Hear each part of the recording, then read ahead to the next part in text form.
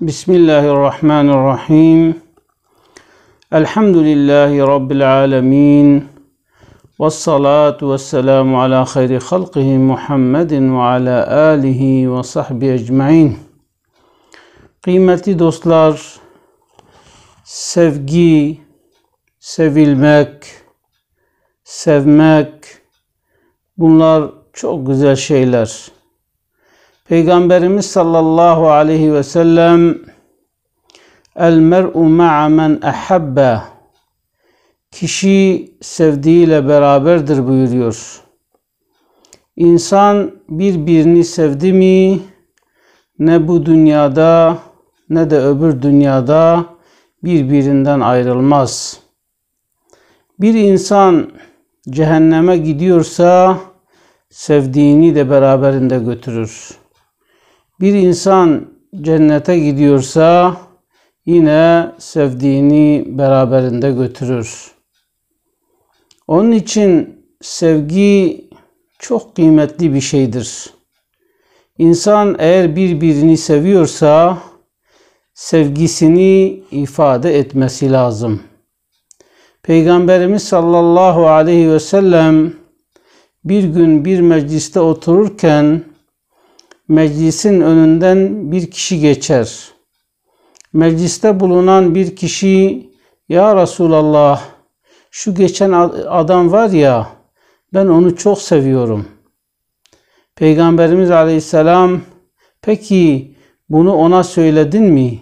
Ona bildirdin mi?" "Hayır ya Resulallah, bildirmedim." "Öyleyse git ona haber ver," dedi. O kişi de oradan kalkıp o adamın yanına giderek, "Vallahi," dedi, "ben seni Allah için seviyorum." O da dedi ki, "Madem ki beni Allah için seviyorsun, Allah da seni sevsin." İşte Peygamberimiz Aleyhisselam sevginin gizli kalmamasını, eğer kişi birisini seviyorsa o kişiye sevgisini ifade etmesini bizlere tavsiye ediyor. Peygamberimiz Aleyhisselam da sevdiği insanlara "Sizleri seviyorum," derdi. Peygamberimiz Aleyhisselam bir gün Muaz bin Cebel radıyallahu anhu'nun elini tutarak, "Ya Muaz, ben seni seviyorum." O dedi ki, "Ya Resulallah, ben de sizi seviyorum." Sahabiler Peygamber Efendimiz'e "Fidâke ebi ve ummi" diyorlardı. "Ya Resulallah, anne babamız size feda olsun." Peygamberimiz Aleyhisselam her fırsatta sevgisini etrafa yayıyor ve sevdiği insanlara "Sizleri seviyorum," derdi. Amr bin As diyor ki, bir gün Peygamber Efendimizin yanına geldim. Ona şu soruyu sordum. Dedim ki, "Ya Resulallah, siz en çok kimi seviyorsunuz?" Diyor ki, bundan amacım belki benim ismimi söyler diye bu soruyu sordum. Peygamberimiz Aleyhisselam bana dedi ki, "Ben eşim Ayşe'yi çok seviyorum." "Peki," dedi, "ya Resulallah, ondan sonra kimi seviyorsunuz?" Dedi ki, "Ben onun babasını seviyorum. Yani Hazreti Ebu Bekir'i seviyorum."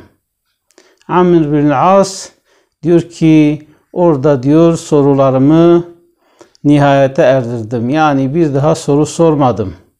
Çünkü korktum birçok kişinin ismini söyler de o kişiler arasında ben olmam diye Peygamber Efendimiz'e sorularımı kestim.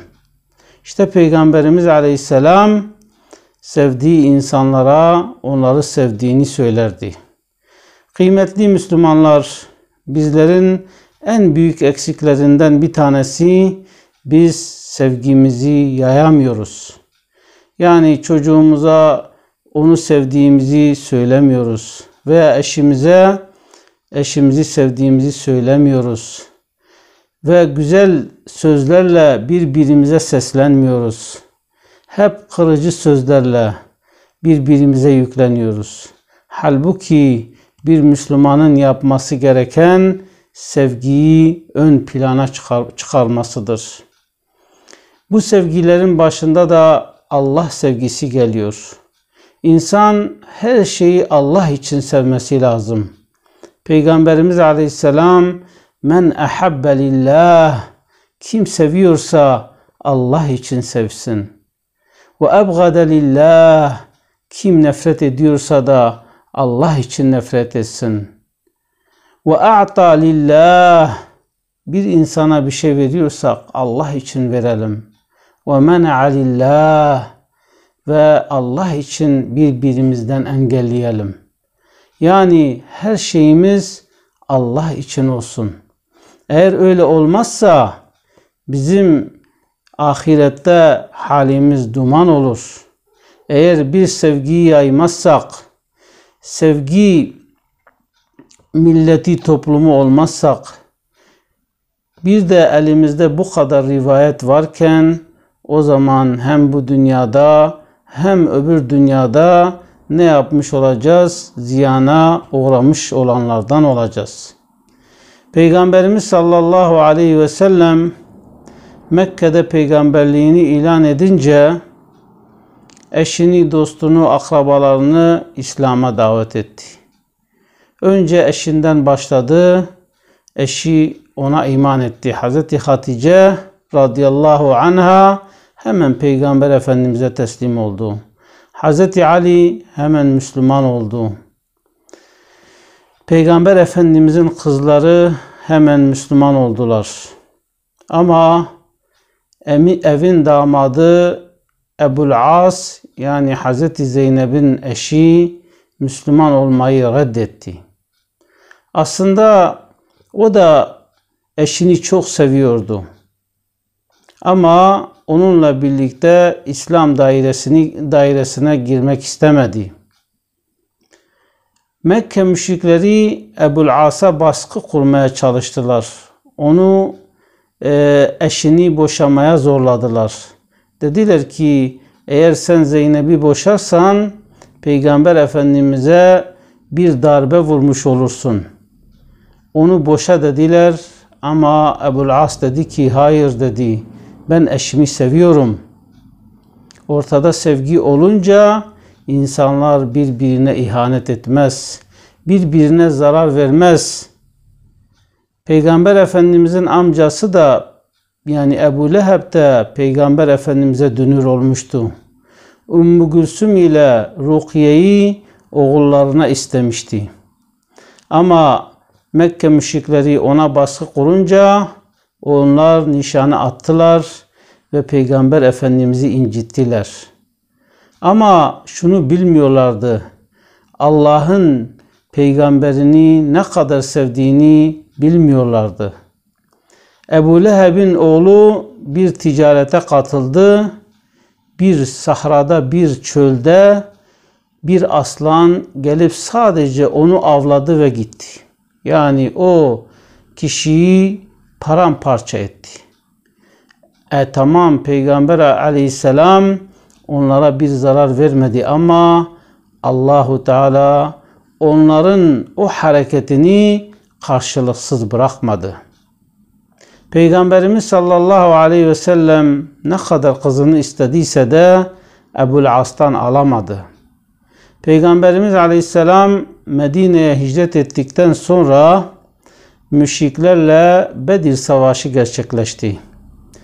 Bedir Savaşı'nda İslam'a düşman olan ileri gelenlerin çoğu öldürüldü. Bunların başında Ebu Cehil geliyordu. Esirler arasında Peygamber Efendimizin damadı Ebu'l-As da vardı. Hazreti Zeynep eşini çok seviyordu. Onun esir düştüğünü duyunca onun fidyesini göndermişti.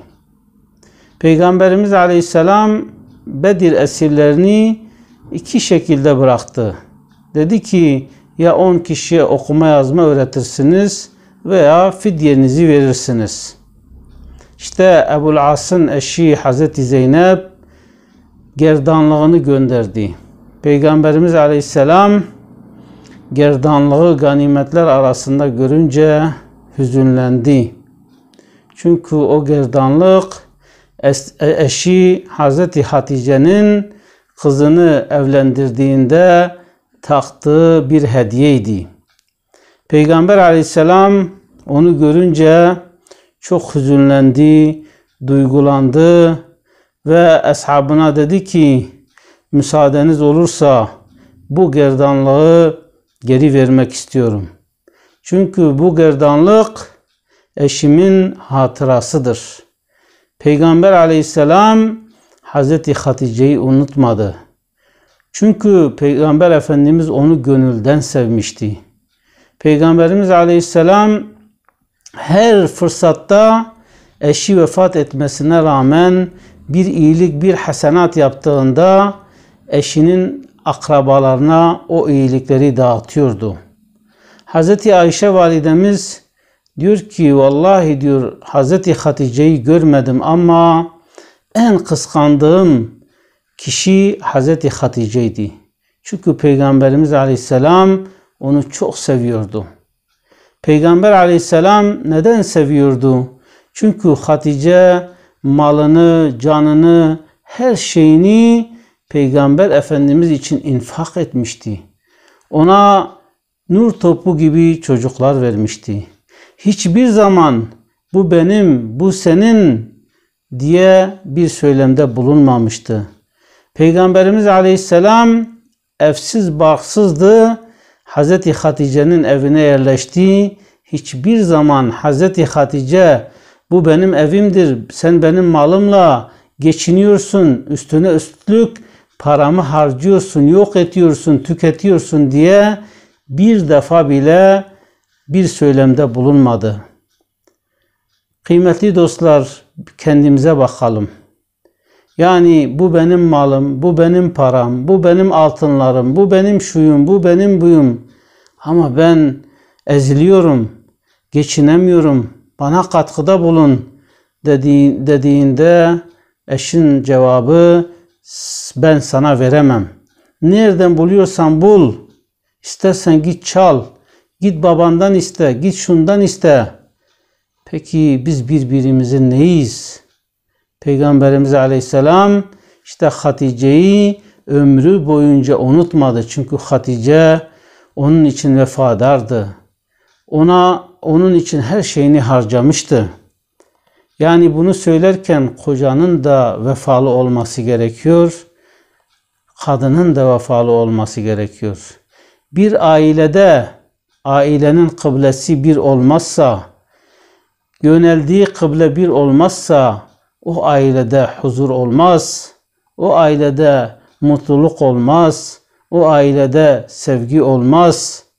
Eşler bu benim, bu senin yarışına girerse o ailede huzur olmaz. Yani bakıyoruz ki aileler, eşler birbirlerini bıçaklıyor. Birbirlerini darp ediyorlar. Birbirlerine hakaret ediyorlar. Küfürler ediyorlar. Geçmişin kıymetini, geçmişin hatırasını terk edip geçmişte yapılan ufak hataları da büyüterek büyük bir kar topuna çeviriyorlar.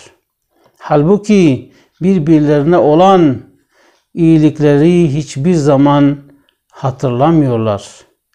Peygamberimiz aleyhisselam bu benim Hatice'min hatırasıdır. Müsaadeniz olursa onu geri vermek istiyorum diyor. Ve Peygamberimiz aleyhisselam Ebu'l As'a diyor ki, seni serbest bırakacağım ama kızımı bana göndereceksin. O da Peygamber Efendimizin sözüne itaat ediyor, tamam diyor, göndereceğim. Ebu'l As Mekke'ye geri dönüyor, eşini Medine'ye gönderiyor. Yani sözünde duruyor ve Hazreti Zeynep'i gönderiyor. Ebu'l As bir süre sonra gerçekten sevgililerin aynı kıbleye bakması gerektiğini anlıyor ve Mekke'de Müslüman olup Medine'ye geliyor ve eşine kavuşuyor. Müslüman oluyor, iyi bir Müslüman oluyor. Kıymetli dostlar, bir işte sevgi varsa illa başarı gelir. Peygamberimiz Aleyhisselam Huneyn Savaşı'nda büyük bir ganimet elde ediyor. Huneyn Savaşı Mekke fethinden sonra gerçekleşiyor. Mekke fethinden sonra bir sürü Mekkeli Müslüman oluyor. Onlar da Huneyn Savaşı'na katılıyorlar. Ama daha yeni Müslüman olmuşlar. Kalpleri tam olarak İslam'a ısınmamış. Peygamberimiz Aleyhisselam onlara bolca ihsanda bulunuyor. O yeni Müslüman olanlara o ganimetlerden fazla veriyor. Bunu gören Ensar kalbinde bir rahatsızlık hissediyor. Diyor ki bugüne kadar peygamberle birlikte biz vardık ama malı başkaları götürüyor. Peygamberimiz Aleyhisselam bunu duyunca hemen Ensar'ı bir yere topluyor. Diyor ki bir yerde toplanın. Aranızda da sadece siz, yani aranızdaki yabancı hiç kimse olmasın. Sadece Ensar olsun. Hepsi bir yere toplanıyor. Peygamberimiz Aleyhisselam onlara diyor ki ben size geldiğimde siz fakirdiniz ama şimdi zengin oldunuz. Ben sizin aranıza geldiğimde birbirinize düşmandınız ama Allah'ın yardımıyla birbirinize dost oldunuz. Peygamberimiz Aleyhisselam diyor ki siz putlara tapıyordunuz, şimdi Allah'a tapıyorsunuz. Yani bu iyilikleri görmezden mi geliyorsunuz? Medineliler, ya Resulallah siz dediğiniz her şey doğru diyorlar. Peygamberimiz Aleyhisselam diyor ki siz ne kadar iyi insanlarsınız. Başkası yerinizde olsa şöyle derdi. Ya Muhammed, insanlar seni taşlarken biz seni kabul ettik. Dünya sana düşmanken biz seni kabul ettik. Sen herkes tarafından dışlanırken bize sığındın, biz seni kabul ettik. Bana bunları diyebilirdiniz ama demediniz. Peki neden demediler? Çünkü onlar peygambere aşıktı. Aşık hiçbir zaman sevgilisinin ayıplarını görmez veya ona ayıp isnat etmez. Hani Mecnun'a demişler, ya demişler sen bu Leyla'yı nasıl seviyorsun? Çirkin, güzel bir bayan da değil. Sen nasıl seviyorsun diye sorunca diyor ki hele gelin bir gözümle bakın. Hele Leyla'yı benim gözümle bir görün de Leyla'nın ne kadar güzel olduğunu o zaman anlarsınız.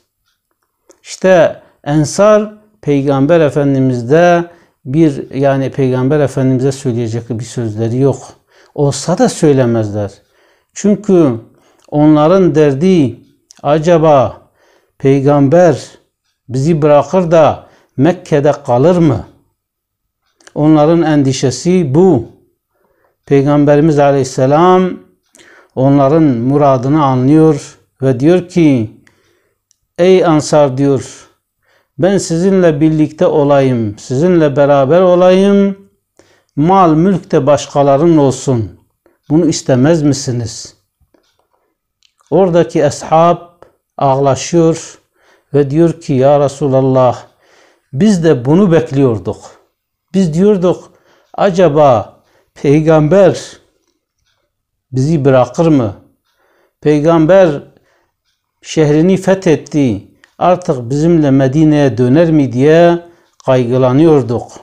Ama madem ki sen bizimle geliyorsun, öyleyse her şeyi vermeye hazırız diyorlar. Peygamberimiz Aleyhisselam da diyor ki ey Ensar siz bir tarafa gitseniz, başkaları bir tarafa gitse ben sizin tarafınıza gelirim diyor. Ve öylece kucaklaşıyorlar. Ensar mutlu oluyor. İşte kıymetli dostlar, sevgi insana büyük şeyleri yaptıran bir meziyettir, bir güzelliktir. Onun için birbirimizden sevgimizi gizlemeyelim, saklamayalım. Birbirimizi seviyorsak o sevgimizi ifade edelim ve her şeyi Allah için sevelim ki o sevgimizin de bir faydası olsun. O sevgimizin de bir karşılığı olsun. Yüce Allah bizi o sevgimizle mükafatlandırsın. Eğer biz kötüleri sevip de Allah'tan hayır umuyoruz, iyilik umuyorsak o şeytanın bize verdiği kuruntulardır. Onun için her şeyi Allah için sevelim, her şeyi Allah için yapalım. Hani şair diyor ya, "Ma fi kalbi gayrullah, Allahu Allah." Yani kalbimde Allah dışında hiçbir şey yok. Allah'tan başka hiçbir şey kalbimde yok. Her zaman da Allah Allah diyeceğim. Yüce Mevlam bizleri salih kullarından eylesin. Sizleri Allah'ın selamıyla selamlıyorum. Esselamu aleyküm ve rahmetullahi ve berekatuhu.